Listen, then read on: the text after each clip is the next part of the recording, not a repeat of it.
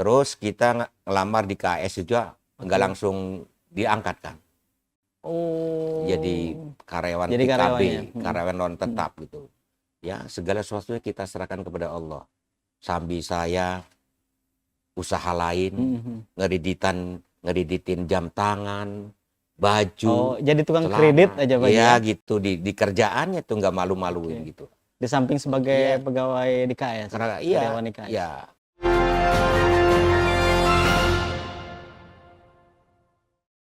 Assalamualaikum warahmatullahi wabarakatuh, Sobat Ekbis. Bertemu lagi dengan saya Rizal Fauzi, pemredekbisbanten.com. Kali ini kita bertemu dengan orang yang sangat hebat, spesial, dan tentunya patut dibanggakan oleh warga Kabupaten Serang. Siapa lagi kalau bukan Haji Muhsinin SEMSI. Assalamualaikum Pak Haji, sehat? Waalaikumsalam warahmatullahi wabarakatuh. Alhamdulillah. Aktivitas sehat aja ya? Wah, super sibuk sekarang, udah mulai super sibuk. Udah mulai sibuk. Tapi memang hidup itu kuncinya sehat.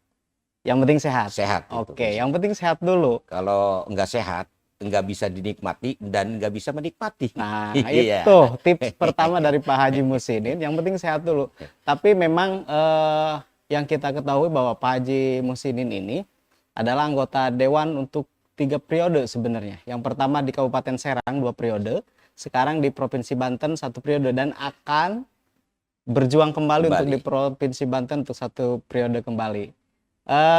Tapi Sobat Ekbis semua, tidak mungkin jadi Pak Haji Muhsinin saat ini kalau misalkan kita tidak mengetahui latar belakang Pak Haji Muhsinin.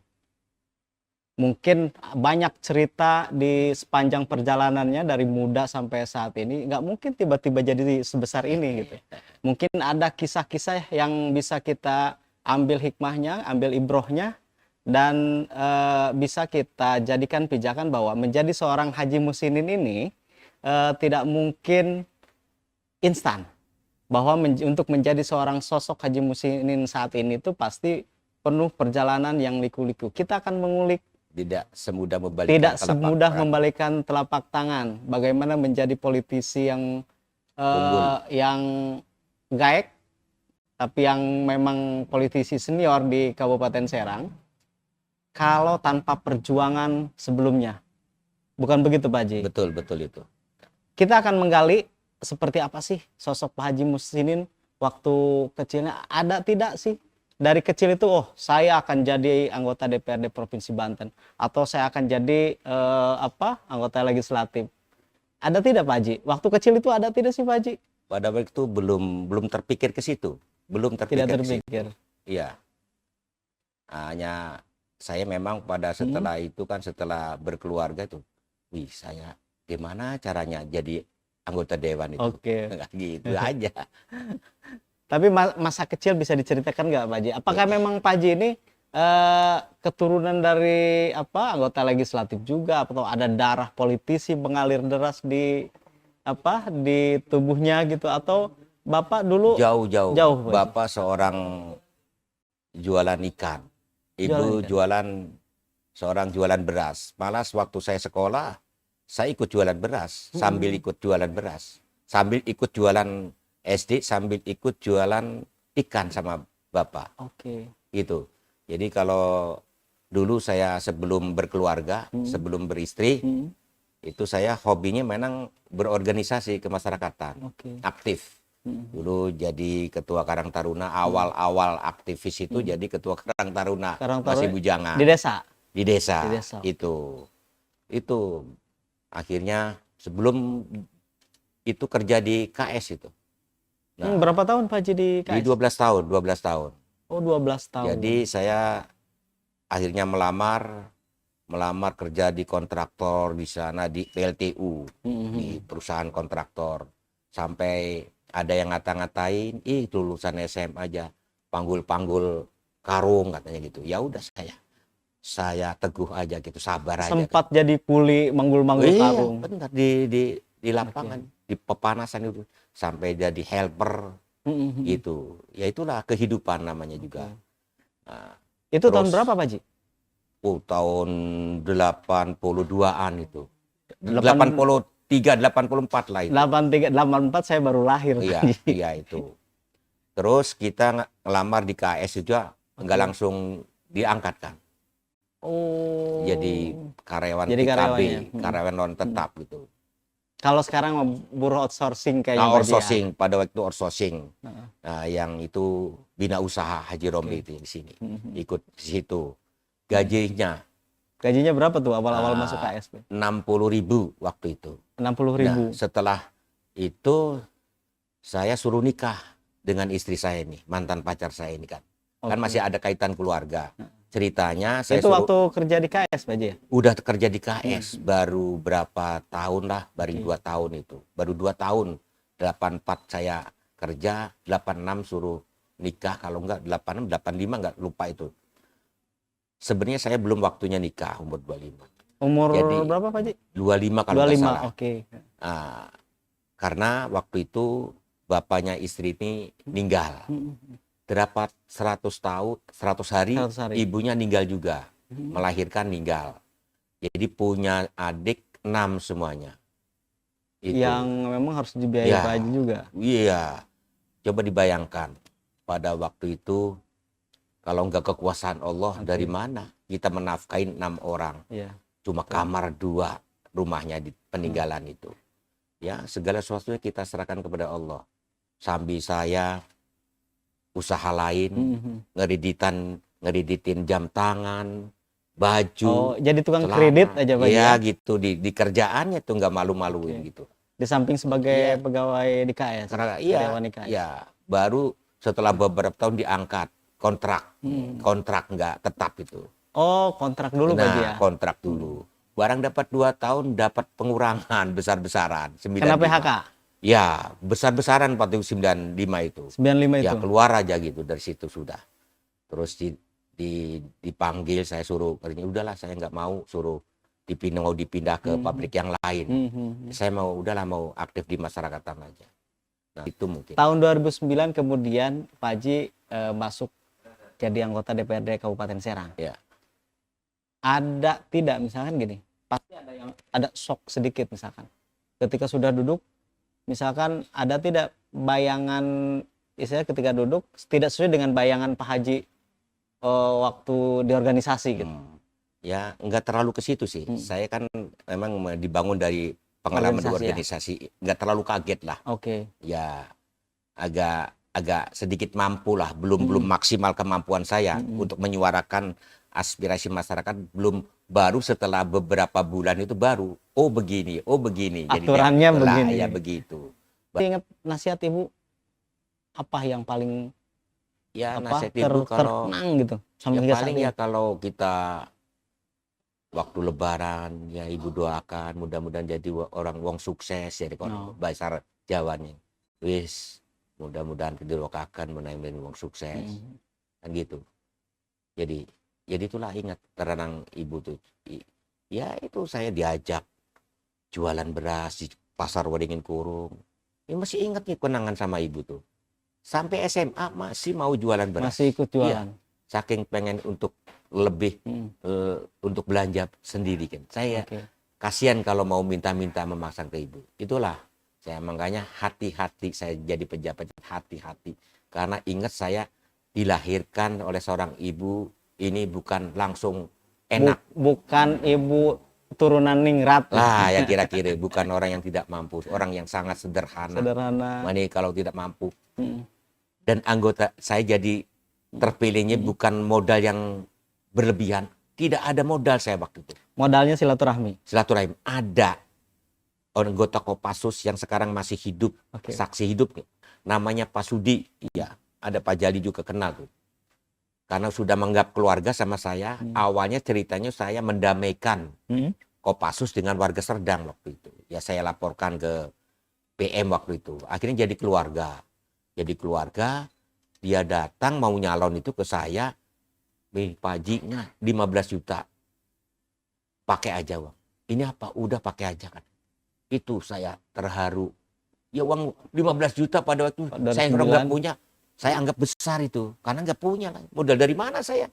Sehari-hari nggak punya usaha apa-apa. Hanya aktif di kemasyarakatan. Untuk hidup untuk menafkahi anak dan adik juga udah merasa cukup kan gitu. Itu aja. Ini nyalon yang modalnya kan harus ratusan juta. Betul. Buru-buru ratusan juta, 100 juta nggak habis, dari mana uangnya? Eh, saya liputan di Kabupaten Serang juga sudah cukup lama dan mengenal betul siapa Pak Haji Muhsin. Orang kalau misalkan ada rapat paripurna, orang paling pertama datang ke ruangan. Ketika yang lain telat dan lain-lain, nah itu kuncinya di situ Pak Haji ya, disiplin. Dibangun dari innamal a'malu binniyat, diri sendiri, dibangun dari diri sendiri.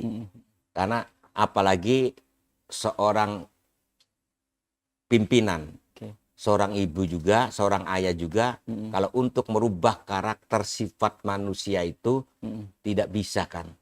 Kata Allah, innallaha la yughayyiru ma biqaumin hatta yughayyiru ma bi anfusihim. Ya kan? Allah pun tidak pernah akan merubah kalau dirinya sendiri itu dibangun dari sendiri masing-masing. Ya kita kan mau menyalonkan. Kan saya minta-minta kepada Allah supaya dikabulkan doa saya, supaya jadi anggota dewan. Setelah jadi akhirnya mengkhianati diri sendiri, otomatis mengkhianati Allah kan. Tidak sesuai dengan apa dia waktu minta-minta, mau benar, mau amanah lah. Setelah dikabulkan doanya, akhirnya kita mengkhianati kan. Dosa menurut saya kan. Kalau dia yang punya akhlaknya. Gitu. Saya konsepnya disiplin. Tahun 2009 berapa suara yang Pak Haji? 8.000 itu tertinggi dari seluruh partai. Seluruh partai. Ya harusnya jadi ketua seluruh partai. dapil. Iya. Enggak, pokoknya sekabupaten. Sekabupaten Serang, partai. Pak Haji tertinggi. Iya. Tapi Pak Haji tidak jadi ketua. Iya. Karena ya saya nurut aja lah. Karena saya waktu itu nggak paham ya. Ya walaupun banyak yang ngasih tahu harusnya. Emang saya baik dari sudut pandang manapun memang saya harus jadi ketua. Tapi ya partai berpikir lain kan. Jadi keputusan partai Pak Haji kepada Pak Fahmi nggak jadi masalah saya karena minta-minta bukan untuk jadi ketua, jadi anggota dewan kan. Tapi memang Allah tidak tidur di periode kedua Sobat Ekbis, Pak Haji Muhsin akhirnya duduk sebagai ketua dewan. Itu juga padanya suara tertinggi juga Pak Haji. Ya alhamdulillah. Berapa tuh? Jujur aja saya karena sudah punya modal. Saya jadi anggota dewan, saya habisnya 200 juta kurang itu. Jujur aja. Yang penting sudah disiapkan kalau udah segalanya kan gitu. Ngopi dulu aja Pak. Ya, boleh. Biar enjoy gitu. Biar enjoy katanya. Sobat Ekbis, ngopi dulu aja. Itu Pak Jali tuh belum tugas di sini waktu itu. Nih Pak Haji. Ini kan mau pertarungan lagi nih. Oh, sebelum pertarungan nih. Periode ketiga kemudian Pak Haji kan ke provinsi. Ini juga pertarungannya cukup berat, berdarah-darah. Tapi kan Pak Haji sudah punya modal, modal sosial dan modal ini dua periode. Itu yang kedua kan sama Ulum saya dapat 7.000. 7.000 yang kedua ya? 4.500-an. Padahal Ulum 1,4 kan. 1,4 M lebih. Saya hanya 200 kurang kan. Nah di periode hijrah ke provinsi, saya jujur 3 periode nggak serangan fajar. Hanya silaturahim. Orang datang ke sini yang diundang, yang nggak diundang, saya kasih untuk transportasi aja minimal di 50, 100. Kalau mengganti transport lah. Nah, pengganti transport gitu aja, Hanya begitu aja bermodal. Kalau serangan fajar, mohon maaf, 3 kali nyalon itu tidak saya lakukan. Nah, kalau yang periode ketiga habis berapa? Kalau saya hitung-hitung kurang dari 800 itu. Kurang dari 800? Iya, itu bekas kesana kesini. Makanya berapa suara Pak Haji? Itu 17 kalau nggak salah. 17.000. 17.000. Kalau Pak Fahmi kan 50. Kalau nggak dibantu Pak Fahmi mungkin nggak terpilih saya kan. Keangkat oleh suara partai. Itu suara murni, suara pribadi. Suara murni 17.000. Pak Fahmi kan 50-an. 50-an. Sobat Ekbis, ada yang menarik sebenarnya. Di waktu menjabat jadi anggota legislatif DPRD Kabupaten Serang, sebenarnya Pak Haji Muhsin itu tidak pernah terdengar bermain-main dengan proyek sebenarnya. Meskipun ditawari berkali-kali, apa sih yang Pak Haji perjuangkan sebenarnya waktu di saya kan makanya terkenalnya kan inisiator dari pejuang dunia sampai sekarang juga. Ya, sejak apa yang Pak Haji perjuangkan itu? Ya, hanya masalah keagamaan aja saya. Makanya sampai sekarang juga seluruh forum keagamaan saya masuk di tatanan penasehat di LPTQ, di Majelis Ulama Di Indonesia guru-guru MUI, dunia. di FSPP, di PCNU, di FKDT, apalagi pokoknya semua forum itu saya masuk terlibat di dalam penasehat. Tapi ini ada yang menarik. Saya baru datang ke sini tiba-tiba melihat pondok pesantren tahfidz. Oh. Nah ini juga hal yang sangat luar biasa. Di rumah sendiri misalnya ada anggota DPRD atau anggota legislatif yang juga ada pesantren tahfidznya. Saya baru melihat bahwa ternyata di Pak Haji Musinin, apa Pak Haji yang melatar belakangi tiba-tiba ini dari tahun berapa tiba-tiba ada pesantren saja di sini maksudnya? Nah, alhamdulillah ya. Segala sesuatu itu semuanya hidayah dari Allah. Saya bukan keluaran pondok pesantren. Bisa ngori, bisa apalah, bisa segalanya dalam itu. Enggak, makanya rekan-rekan ada yang manggilnya kiai, saya juga sebenarnya malu dipanggil kiai kan gitu. Belum waktunya. Ya itulah, semuanya itu hidayah dari Allah. Tapi kan panggilan. Iya. Mungkin panggilan dari atasnya begitulah. Karena kan jabatan kiai mah ya nggak ada SK. Nggak mengaku-ngaku kan. Iya, nggak mengaku-ngaku. Nah ini jarang sekali Sobat Ekbis. Mungkin 1001 anggota dewan yang kemudian menang atau kalah dalam pencalonan ini tidak punya sangkutan. Ya. Sementara kita dengar, kita lihat, mungkin Mbak Haji juga melihat teman-teman di dewan, mereka bisa saja ada yang sangkutannya ada di mana-mana. Sampai sudah dilantik juga masih punya utang, sampai sekarang dia 4 tahun masih ada punya utang masyarakat. Saya menaudzubillah min dzalik. Enggak. Saya takut sama utang. Kalau saya mau rilis, ada beberapa banyak sih yang punya utang ke saya masyarakat. Tapi udah saya ikhlaskan saja. Sobat Ekbis, sebentar lagi kita akan pemilu 2024 nih. Ini pasti Pak Haji juga punya strategi. Mungkin bisa saja sebelum-sebelumnya misalkan di periode pertama, kedua, dan ketiga. Itu juga kan ada strategi yang berbeda. Apalagi mungkin sekarang itu kan kelihatan sekali misalkan ini berbarengan dengan Pilpres. Ya. Secara tidak langsung Pilpres juga mempengaruhi nih. Betul. Pencalonan setiap calon legislatif. Nah, Pak Haji punya apa yang akan Pak Haji lakukan untuk pemenangan 2024 ini? Perubahan yang mendasar, triknya berubah mendasar. Yang dulu tanpa membuat tim, sekarang alhamdulillah sudah membuat tim. Tim ketua pemenangan saya, ya tingkat kabupaten, dan tim Korcam tingkat kecamatan, dan Kordes tingkat desa, sampai ke tingkat TPS nanti kita bukan gitu. Itu karena sudahlah. Mungkin kalau Allah mengizinkan ini mungkin terakhirlah sekalian. Toh mau saya keluarkan uang, mau saya jual lagi segala macamnya itu. Toh ini untuk kumpul-kumpul hasil dewan kata saya.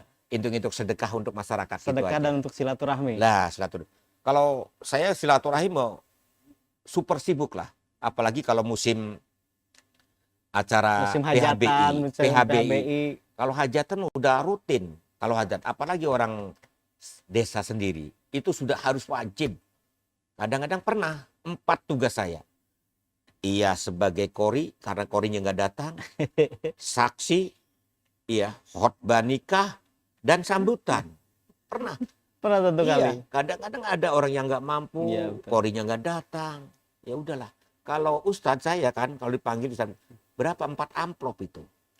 Ya udahlah. Udah kori, udah kita ikhlas saja. Oke. Sobat Ekbis Banten. Kita juga ingin mendengar satu lagi mungkin dari Pak Haji nih. Nanti ini kan baru proses baru muncul DCT Pak Haji ya. Iya. Daftar calon tetap. Iya. Dan Pak Haji nomor 1 untuk tidak pilih. Nanti kalau sudah jadi apa lagi yang ingin Pak Haji perjuangkan? Saya tidak berubah. Konsep disiplin tidak akan pernah berubah. Karena sudah terbendam di hati pikiran saya itu. Tidak mungkin berubah saya. Mungkin meningkatkan kedisiplinan mungkin. Yang keduanya tetap memperjuangkan keagamaan. Apapun yang terjadi. Tidak proyek terkecuali aspirasi.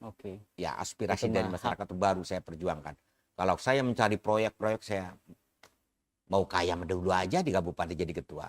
Nah, sekarang jadi anggota biasa, masa cari-cari proyek. Saya takut yang begitu. Oke. Saya takut yang begitulah. Tidak ngambil risiko, tidak mau ngambil risiko.